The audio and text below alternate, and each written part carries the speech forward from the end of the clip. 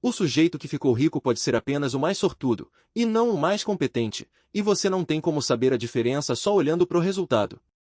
Essa é a bomba que Nassim Taleb joga logo na primeira página de Iludido pelo Acaso. A gente ama história de sucesso, o investidor que multiplicou o patrimônio, o empreendedor que acertou tudo, e a gente presume que eles sabiam o que estavam fazendo. Taleb diz, calma.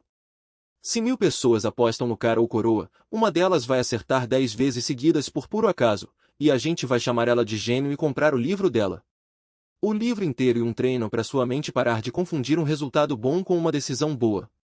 Vem comigo pelas 5 ideias, porque a terceira explica por que o cemitério de fracassados é invisível, e isso muda tudo. Uma decisão boa pode dar errado e uma decisão burra pode dar certo, porque entre a escolha e o resultado existe um monte de acaso. Taleb separa duas coisas que quase todo mundo gruda: a qualidade da decisão e a qualidade do resultado. O mercado brasileiro está cheio de gente que apostou tudo numa única ação, ou numa cripto qualquer, deu certo por sorte, e agora se acha estrategista. E está cheio de gente prudente que fez tudo certo e teve um ano ruim. Se você julga só pelo resultado, aprende a lição errada, copia o sortudo imprudente e despreza o cauteloso azarado. A regra prática que salva o seu bolso e desconfortável: avalie o processo, não o placar. Pergunte se a decisão fazia sentido com a informação que existia na hora, não se ela deu lucro. Resultado você não controla, qualidade de decisão, sim. Você só vê os vencedores porque os perdedores não aparecem para contar a história deles, e isso distorce tudo o que você acha que sabe. Taleb chama de viés de sobrevivência, e talvez seja a ideia mais útil do livro. Pensa nos gurus de investimento que enchem as redes, você vê os que acertaram e ficaram famosos. Os milhares que usaram a mesma estratégia, quebraram e sumiram, esses você nunca vai ver, porque ninguém entrevista quem faliu.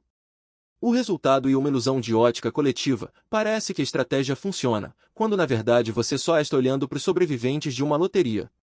Antes de copiar qualquer história de sucesso, faça a pergunta talebiana: quantos fizeram exatamente a mesma coisa e deram com os burros na água? Se você não consegue ver o cemitério, e por que ele está escondido, não porque ele não existe. O que importa não é com que frequência você acerta, e quanto você ganha quando acerta e quanto você perde quando erra. Taleb martela essa simetria porque ela quebra a intuição da maioria. Você pode estar certo 90% das vezes e ainda assim ir à falência, se nos 10% que você erra a perda for catastrófica. E pode estar errado quase sempre em enriquecer, se os poucos acertos pagarem gigante. O brasileiro que vende proteção, tipo quem aposta que nada de ruim vai acontecer, ganha um trocado quase todo mês e se sente esperto, até o mês em que perde tudo de uma vez. Taleb chama isso de catar moedinha na frente do trator. A pergunta certa nunca é apenas qual a chance de dar certo, e sim, se der errado, o tamanho do estrago me tira do jogo? Sobreviver primeiro, ganhar depois. Ninguém é imune ao acaso, nem o próprio Taleb, e a humildade diante disso e o que separa quem dura de quem quebra. O livro é cheio de personagens que ganharam muito dinheiro, se acharam donos da verdade, pararam de respeitar o risco e foram varridos do mapa num único evento inesperado. A lição do livro não é você vai vencer o acaso, e você vai conviver com ele a vida inteira, então construa uma vida que aguenta ser azarada. Na prática, não aposte o que você não pode perder, desconfie da sua própria sequência de acertos, e trate confiança excessiva como sinal de perigo, não de competência. O brasileiro que passou por 1994, por 2008, por 2020, já deveria ter no sangue essa ideia de que a única constante é o solavanco. Quem respeita o acaso sobrevive para ver o próximo ciclo. Quem se acha imune vira estatística. Trate todo o sucesso, o dos outros e o seu, com uma pergunta antes de aplaudir: quanto disso foi decisão e quanto foi sorte? Se as ideias do livro coubessem num hábito, seria esse reflexo. Taleb não está dizendo que talento não existe ou que esforço não vale, ele está dizendo que no curto prazo o acaso grita mais alto que a competência, e só o tempo e a repetição revelam quem realmente sabia o que fazia. Pro seu dinheiro, isso vira modéstia estratégica, diversificar porque você pode estar errado, guardar reserva porque o azar existe, e nunca apostar a casa numa única tacada por mais convicto que você esteja. A elegância do livro é transformar a humildade numa ferramenta de sobrevivência financeira, não numa virtude moral.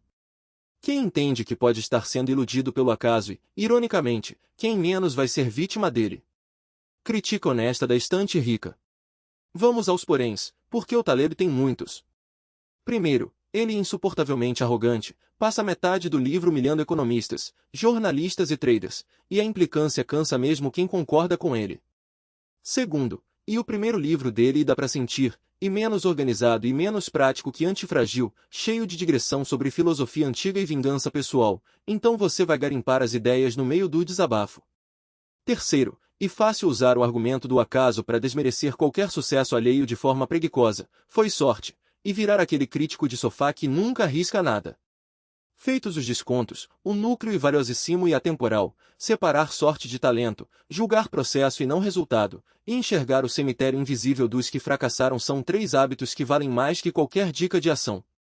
Se inscreve na Estante Rica agora, e me responde nos comentários, qual o sucesso seu, ou dos outros, você hoje desconfia que foi mais sorte do que talento? Te vejo no próximo vídeo.